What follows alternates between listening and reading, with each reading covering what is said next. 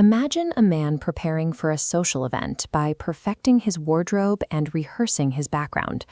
On paper, he is the ideal conversationalist, yet every time he approaches someone he is attracted to, the interaction stalls within minutes. This failure usually stems from a checklist mindset.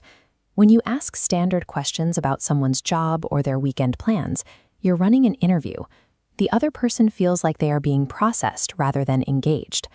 While physical appearance might initiate an interaction, the feeling of attraction that lasts is dictated by the emotional climate you create.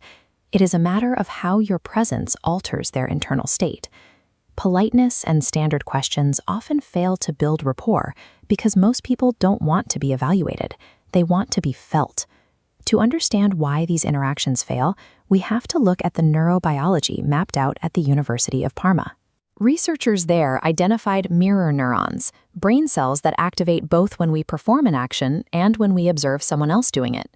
This means if you approach a conversation while stuck in a rehearsed, anxious internal script, the other person's nervous system detects that discomfort.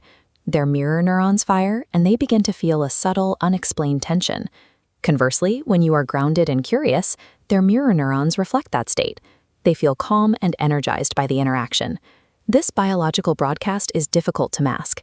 Your internal emotional state is a signal the other person's nervous system is wired to receive. Carl Rogers, a central figure in humanistic psychology, argued that humans have a profound need to be understood. He called this empathic resonance, the experience of feeling unconditionally understood rather than judged. It is a state where one person's inner world is accurately reflected by another. You can move a conversation out of interview mode and into this state of resonance by using the phrase, "you seem." These two words change the dynamic of the exchange. They move the conversation away from a basic trade of data and toward a genuine moment of emotional validation. First, the phrase proves you are paying focused attention. In an environment full of distractions, showing that you are actually observing the person in front of you creates an immediate sense of intimacy. Second, it acts as a low-pressure invitation. Instead of stating a fact about them, you are offering an observation that they are free to confirm or clarify. The effectiveness of this approach is backed by research on the brain's reward centers, including a notable study from Harvard. Researchers found that the act of self-disclosure, talking about ourselves, triggers the same biological reward pathways as receiving money or food. This reaction only occurs if you follow the phrase with a specific, curious observation. Generic compliments about physical appearance do not activate these pathways. By observing something unique about their character or energy, you engage the listener's reward architecture. They feel a sense of pleasure simply because they have been seen. In clinical settings, accurately reflecting another person's internal state is known as perceptive attunement.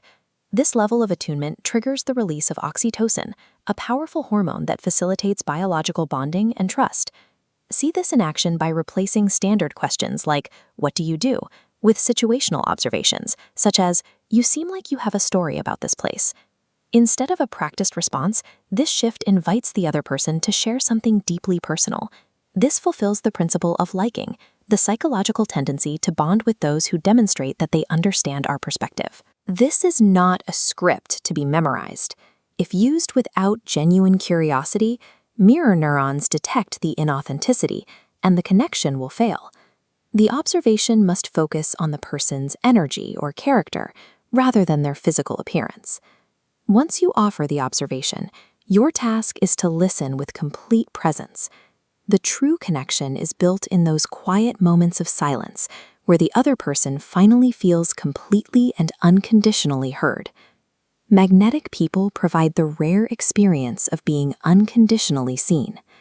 By prioritizing the observation of others over your own performance, you create the exact thing that almost every person is desperately searching for: